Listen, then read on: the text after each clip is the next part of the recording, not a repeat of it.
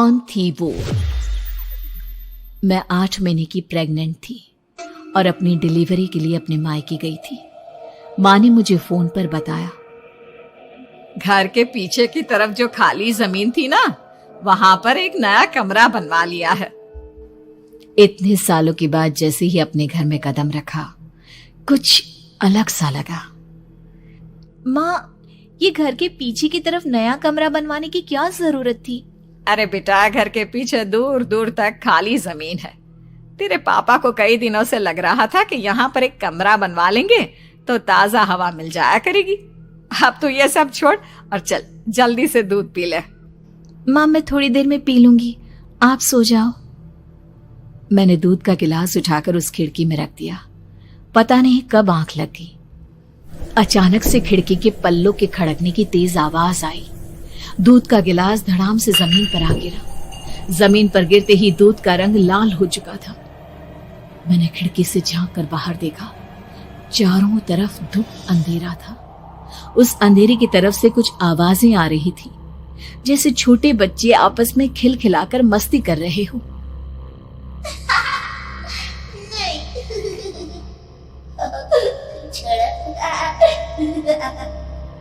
इतनी रात को इतने घनघोर अंधेरे में बच्चों की आवाज कैसे आ रही है?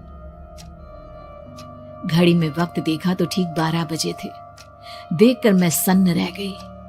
बुरी आत्माओं और भूतों की कई कहानियां मैं सुन चुकी थी। वक्त भी कुछ ऐसा ही था। ऊपर से मैं प्रेग्नेंट। सुना था कि ऐसे वक्त में अक्सर बुरी आत्माएं औरतों का पीछा करती है, तो क्या मेरे पीछे भी? पसीने से तरबतर बड़ी मुश्किल से, जैसे कांपते हाथों से मैंने उस खिड़की को बंद किया। जल्दी से जल्दी उस कमरे से बाहर निकलकर माँ के पास जाने के बारे में सोचा, लेकिन जैसे ही दरवाजे की तरफ पलटी, लगा कोई साया हवा की स्पीड से दरवाजे के सामने से गुजर गया। मेरे गले में अटक कर रह गई। मैं जोर से चीख कर माँ को बुलाना चाहती थी, लेकिन वो आवाज खुद मेरे कानों तक नहीं पहुंच पा रही थी। तो माँ तक कैसे पहुंचती? खिड़की के पल्ले एक बार फिर तेज हवा के झोंके से धड़ाम करके खुल गया और पूरी ताकत से मैं चीख पड़ी। जानती थी मेरी चीख की आवाज सुनकर कुछ ही सेकंड में माँ वहां पहुंच जाएगी, लेकिन ऐसा कुछ हुआ ही नहीं। मेरा कलेजा डर के मारे फटा जा रहा था। आखिर माँ ने मेरी आवाज क्यों नहीं सुनी? इतनी गहरी नींद में तो माँ कभी नहीं सोती। ठीक पीछे खुली हुई वो खिड़की। मुझ में इतनी ताकत नहीं बची थी कि मैं पलटकर उस तरफ देख भी सकूं। हवा का एक सनसनाता हुआ झोंका उसी वक्त मेरे कानों से आकर टकराया। लगा जैसे किसी ने दबी हुई आवाज में धीरे से मुझसे कहा, चली जाओ यहां से। मैंने दोनों हाथ अपने कानों पर रख लिए और एक बार फिर ताकत लगाकर जोर से चीखने की कोशिश की। माँ! पापा! मेरी आवाज उस कमरे की दीवारों से टकराकर वापस मुझे ही सुनाई दे रही थी। जितनी ताकत के साथ मैंने चीखने की कोशिश की थी, कुछ ही देर बाद उससे कहीं ज्यादा तेज और दर्दनाक चीख मुझे सुनाई देने लगी। ये आवाज ठीक मेरे पीछे खिड़की से आ रही थी। वो आवाज मेरे कानों में पिघलते हुए लोहे की तरह गिर रही थी। उन आवाजों में हैवानियत थी। वो आवाजें किसी इंसान की नहीं है, इतना मैं समझ चुकी थी। कांप रहे हाथों से मैंने अंधेरे में कुछ ढूंढने की कोशिश की। तभी अचानक मेरा हाथ बेड पर रखी टॉर्च पर पड़ा। किसी तरह ताकत लगाकर टॉर्च का बटन ऑन किया, लेकिन ये क्या? सामने दरवाजे पर 3 छोटी लड़कियां खड़ी हुई थी। उनके हाथ में स्टील के चमचमाते हुए चाकू थे। मैं घबराकर लड़खड़ाई और पीछे की तरफ हटी, लेकिन तब तक वो मेरे पास आ चुकी थी। उनकी गर्दन टेढ़ी थी और उनके हाथों के वो चाकू मेरे पेट को निशाना बनाने को तैयार।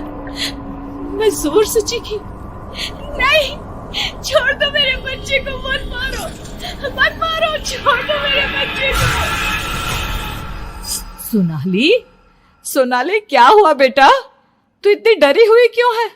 उठ बेटा, क्या हुआ? हड़बड़ाकर मैंने अपनी आंखें खोली। देखा तो दिन निकल आया था। माँ मुझे जगा रही थी। मेरा चेहरा पूरा पसीने से लथपथ था। क्या हुआ बेटा, तुमने कोई बुरा सपना देखा क्या? मैं अभी तक अपने पूरे होश में नहीं थी। वो मेरे बच्चे को मार देगी माँ। वो लड़की मेरे बच्चे को। मैंने घबरा कर अपने पेट को छुआ। सब कुछ ठीक था। और वो दूध जो रात को यहाँ पर गिर गया था, उसका रंग लाल हो गया था। माँ ने हंसते हुए दूध का गिलास मुझे दिखाया। तुमने दूध पिया ही नहीं, पूरा का पूरा ऐसे ही रखा हुआ है। तुमसे कहा था ना सोनाली, सेहत के लिए लापरवाही ठीक नहीं बेटा। लेकिन मैंने तो सब कुछ अपनी खुली आंखों से देखा था। ये सपना कैसे हो सकता है?